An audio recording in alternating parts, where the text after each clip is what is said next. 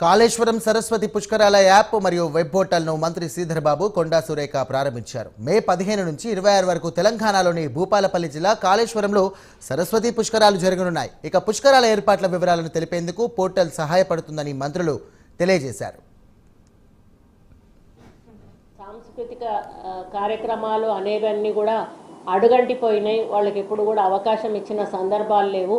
కానీ నేను దేవాదాయ శాఖ మంత్రిగా బాధ్యతలు తీసుకున్న దగ్గర నుంచి కూడా సమ్మక్క సారలమ్మ జాతర నుంచి మొదలు పెడితే, బోనాల నుంచి మొదలు పెడితే ప్రతి ఒక్క కార్యక్రమాన్ని కూడా ఎంతో ప్రతిష్టాత్మకంగా తీసుకొని వచ్చే భక్తులకు ఎటువంటి అసౌకర్యం కలగకుండా ఈరోజు మరి కుమరవెల్లి జాతర లాంటి జాతరలు, కళ్యాణాలు, ఈరోజు భద్రాద్రి కళ్యాణం అయితేనేమి ప్రతి చోట కూడా ప్రత్యేక ఏర్పాట్లు చేసి మరి ఎప్పటికప్పుడు వాళ్ళతో కోఆర్డినేట్ చేసుకుంటూ ముఖ్యంగా భక్తులకు ఎటువంటి అసౌకర్యం కలగకుండా అన్ని ఏర్పాట్లు చేస్తూ మరి బస్సు విషయంలో కానీ, అకామిడేషన్ విషయంలో కానీ, వాటర్ విషయంలో కానీ, మరి అదేవిధంగా మెడికల్ దాంట్లో కానీ వెళ్ళేటప్పుడు వాళ్ళు దర్శనానికి వెళ్ళేటప్పుడు దారిలో ఇబ్బందులు కలగకుండా కానీ.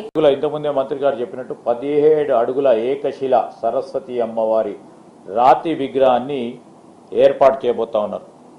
అదేవిధంగా మొట్టమొదటిసారి మరి మంత్రి గారు, ముఖ్యమంత్రి గారు, ప్రిన్సిపల్ సెక్రటరీ గారు, కమిషనర్ గారు అందరూ కూడా ఆలోచన చేసి ఒక టెంట్ సిటీని నిర్మాణం చేయాలని, టెంట్ సిటీ, టెంట్ల ద్వారా ఒక 100 పడకలకు సంబంధించి నిర్మాణం చేసి అక్కడికి వచ్చే భక్తులకు సౌకర్యార్థం